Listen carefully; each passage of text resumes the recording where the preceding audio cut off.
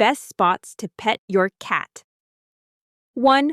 Under the chin. Cats love being scratched under their chin because it's full of scent glands, making them feel relaxed and secure. 2. Top of the head.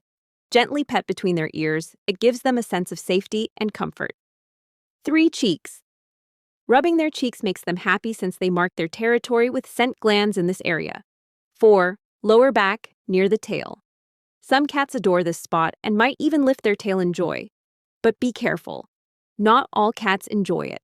Avoid the belly, whiskers, and tail, as these are sensitive areas. Be gentle, and you'll win their love.